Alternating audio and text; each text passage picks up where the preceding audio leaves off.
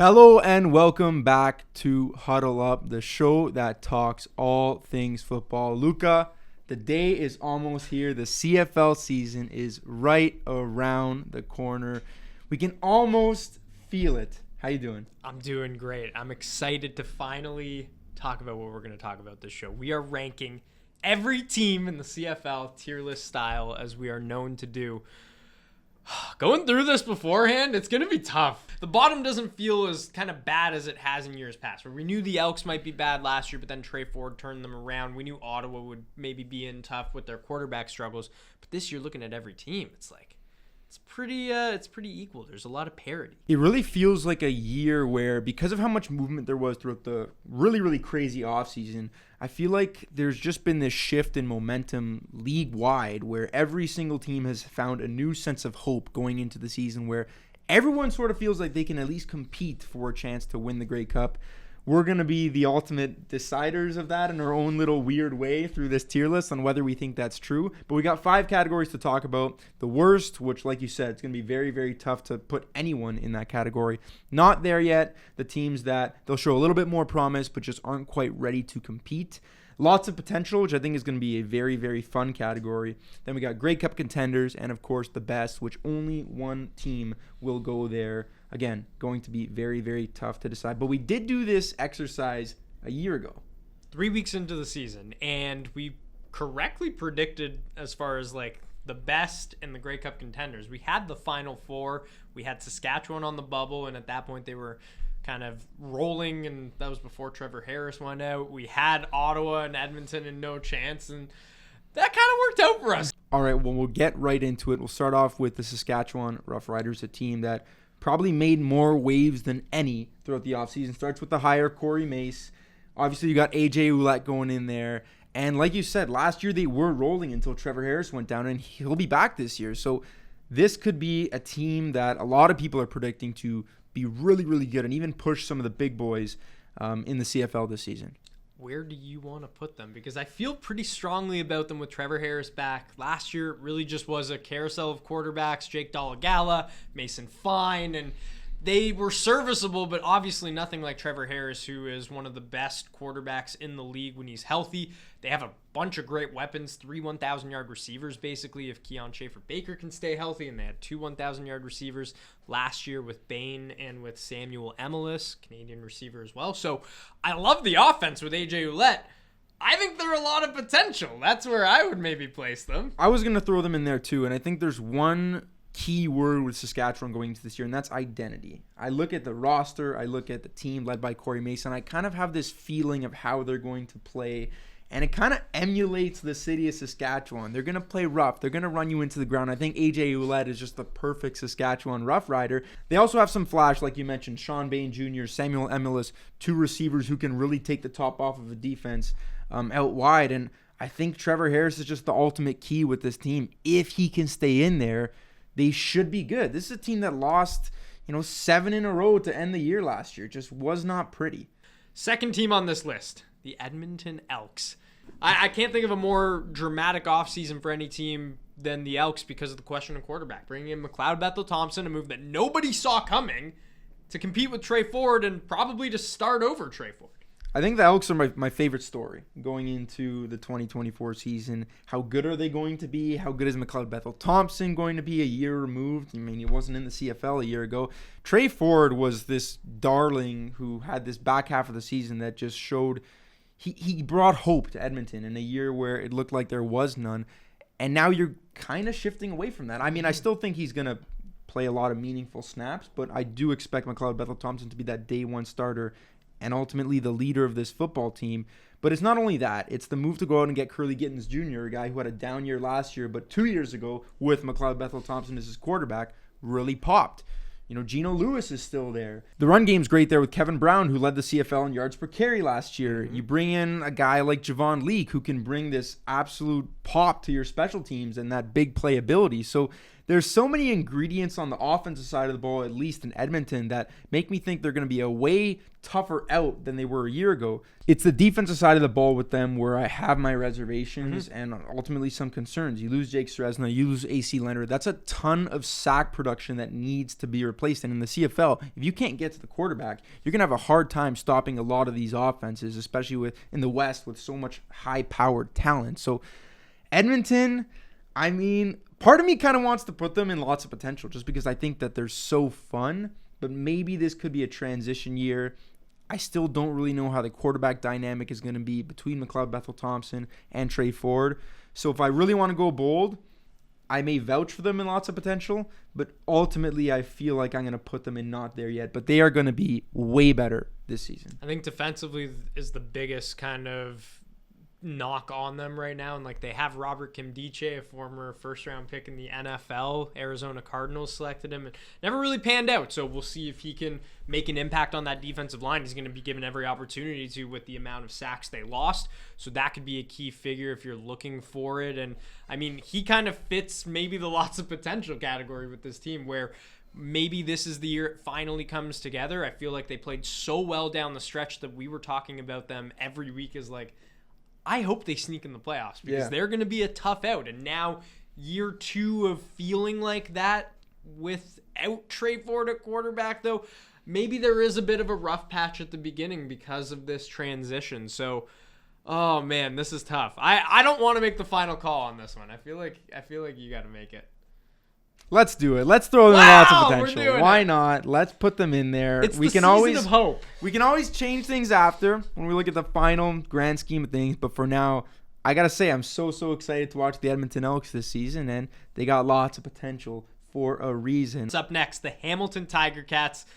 This is an interesting team because Bo Levi Mitchell has kind of been injured in training camp, but he's going to, by all accounts, be ready for the regular season, which they need him to be because we saw the experiment last year when he wasn't ready and wasn't able to play, that it was not good enough. And Matthew Schultz is not there anymore as the backup quarterback in Hamilton, so it's another key figure out if Bo Levi Mitchell can't play. They also lost some guys on the defensive side of the ball. Dylan Wynn, a guy that's been a mainstay on that Hamilton defensive line, is out. Simone Lawrence is not there anymore. They've lost kind of those main defensive faces that we've been accustomed to seeing over the years. Offensively, still intact a little bit as far as their skill position players go, and they are younger in that sense on that offensive side of the ball with some of those skilled guys.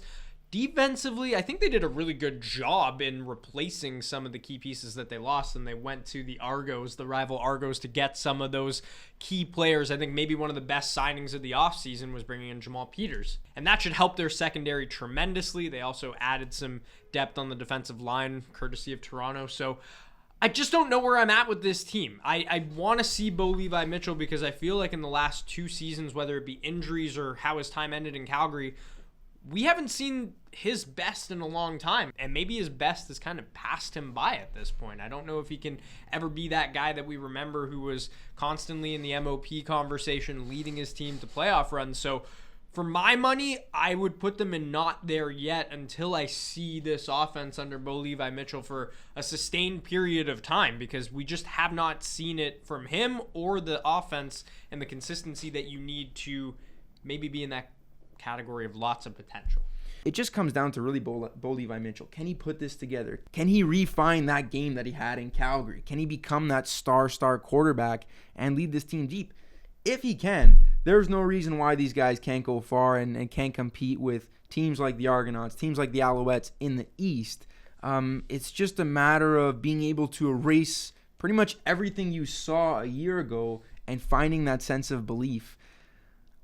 I think I agree with you. I think it's safe to say they're not there yet because part of me struggles to believe that they're going to be able to put it together because at the end of the day, it's a really long season. It is a long season. And I think the thing, if you're a Hamilton Tiger Cats fan and you're screaming at your computer or your TV right now watching this, the thing that you're buying into is Scott Milanovich and his ability in the past to have worked with veteran quarterbacks and gotten the most out of them. So we've seen it with Ricky Ray and what he did in Toronto and winning a Grey Cup in one of his last years and how he had some of his best seasons as a Toronto Argonaut late in his career. So that's what you're hoping for from him and his relationship with Bo Levi Mitchell. But I think I'm with you. Like, seeing is believing at this point with Bo. I don't think it's a thing of maybe we're being a little too harsh because Trevor Harris is kind of in that same boat with the Saskatchewan Roughriders, and maybe these two teams are really comparable in that sense because it really does hinge all on the quarterbacks.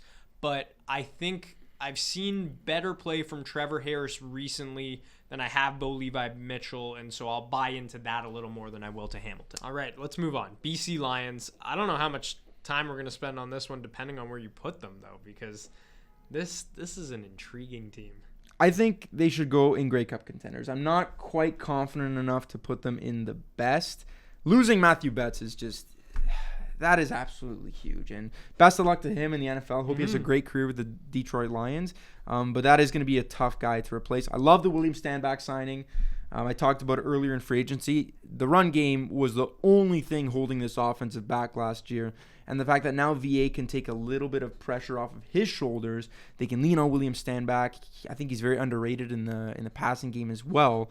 So I like the moves that they made. I just don't know if I'm quite confident enough to say that they're the best team in the CFL. But when you got Vernon Adams, when you got those receivers there, like, they're going to win double-digit games. They're going to score a ton of points, and they're going to be a really fun team to watch. 50 Cent playing their opening concert. Yep. Very exciting. But I think I tend to agree with you as far as Grey Cup contenders go. Although, with Vernon Adams in that offense, I'm such a big believer in it that I could hear an argument for the best. But we'll see as we kind of get down the stretch here. Want to try one more team before the break? Yeah, the Ottawa Redblacks. I mean, where to begin with them? Last season was obviously very, very tough with the Jeremiah Mazzoli injury. Dustin Crum kind of came in and gave this temporary lift to the organization, and they had some nice moments. That one comeback in particular was really, really special. But it kind of fizzled out down the stretch, and ultimately they were pretty uninspiring. That all could change this year, going out and getting Drew Brown. How much can he get out of this offense? In Winnipeg, when he did play, he was outstanding. I mean, numbers were just off the charts, close to as perfect as you can get. Now we're going to have to see that over a full season. The surrounding cast isn't the best, but I feel like it can be one of those years in Ottawa where you start to see some of the building blocks come in, and then you're more optimistic about the future. Where are you putting them, though? I don't know. I don't want to put them in the worst. I believe in Drew Brown. I think that they can be good. I think they can improve a lot. I'm just looking at the teams that we still have yet to rank, and I think it might be tough to put anyone below them. I don't want to be the one to do it, though. I'll put them in there. And I think it's fair from the sense that we don't know what Drew Brown is. He could be Dustin Crum 2.0, and it could just be a long, long season in Ottawa where you don't know what you have at quarterback every week. It's a mixed bag. Maybe they go back to Crum at some point because Drew Brown's just not cutting it. We really don't know. I think they deserve to be in the worst for the question mark at quarterback as opposed to maybe another team we're going to talk about after the break. Oh, I will say this, though. I feel like there is a chance that this is the pick out of all of our picks that can make us look foolish just even like 8 weeks down the road. Completely agree. If Drew Brown comes out and he just picks up right where he left off in those sort of limited moments in Winnipeg, I think this is going to be a really good team. And let's be honest, I think the East is a little bit weaker than the West. And who's to say the Ottawa Redblacks can't push for a playoff spot all season long? Someone has to be there, and it sucks that it's them, but I don't yell at us Ottawa fans 8 weeks into the season when your team's like second in the division and challenging one of these top teams. But we got 4 teams left, and we'll start with the Winnipeg Blue Bombers, a team that has just come up short 2 years in a row and would have been some awesome Grey Cup finals. Where are we ranking the Bombers? Oh, it's so tough. I think 3 of the final 4 teams, as you can see on our tier list, all have a claim of some sort to be in that Grey Cup contenders category or the best category. This Winnipeg team has undergone a bit of a transformation like we haven't seen as far as some of their mainstays not being there anymore. Jackson Jeffcoat on the defensive line. Yes, they still have Willie Jefferson, so that's obviously huge. And then the best corner arguably in football, Demario Houston, led the CFL in interceptions, was outstanding all year long. He goes to Calgary, so that's a big loss in your secondary. But the main 2 questions going into free agency were they going to be able to bring back Dalton Schoen and Brady Oliveira? And they brought both of them back, And those are two of the most important pieces to this team. We saw what Oliveira did last year. The best running back in the CFL, one of the best players all year long. Dalton Schoen is one of the key cogs in that offense that just puts up points with Zach Collaros leading the way. And then they brought back Chris Streveler, who obviously I don't think we expect to play significant snaps, but his skill set lends itself to being used in a lot of unique ways in the CFL. And I think that's going to add just another element to this offense that they didn't have last year. So I think they've been on the wrong side of a couple of crazy Grey Cup games in the past couple of years, and I'm going to put them at the best because I feel like they are in the best situation of any of these teams going in as far as stability goes, even though we've mentioned they lost a couple pieces, but it's the same head coach. It's the same quarterback. It's the same skill position guys. Offensive line, mostly the same. Defensively, still have Adam Bighill, still have Willie Jefferson, still have the biggest names in the CFL and some of the best in the CFL leading your team. I don't know what it's going to take to knock them out because they just seem to get there every single year. Maybe this is the year, though. If you didn't do it, I was going to, because I just think the best is yet to come for these Winnipeg Blue Bombers, which sounds crazy because they've lost 2 Grey Cup finals in a row, and some people are like, oh, the dynasty's over, whatever. No, I'm not here to hear any of that. Zach Collaros is still there. Brady Oliveira, I think, is just going to be even better than he was last year, which, again, may be crazy for some people to think. But you mentioned, yes, they lost some really, really good players here and there, Demery Houston being a huge one, but the fact that they still have that organizational continuity where the main pillars that lead them to the greatness that they've achieved are still there. I feel like that environment in itself breeds the opportunity for maybe someone who was a role player a year ago to step up into that Demery Houston role and really become a star. I think this team is that good. They're just like a 5-headed monster offensively with so many great players on the defensive side. They're, to me, the most well-rounded team. Now, if you're a Montreal Alouettes fan and you're saying, like, well, we beat them in the Grey Cup final, yes, and you absolutely deserve to win that game, and your run last year was crazy, but it's just the consistency in the regular season that I'm buying into of the Blue Bombers right now that's making me push for them to be in that best category. Next team, Calgary Stampeders. I think this is one of the teams that we are considering in the bottom of the category. I just feel like, I don't want to use the term uninspiring, but I have a hard time buying into a very high ceiling for the Calgary Stampeders, and this is a legendary CFL franchise. I mean, they've made the playoffs 18 years in a row.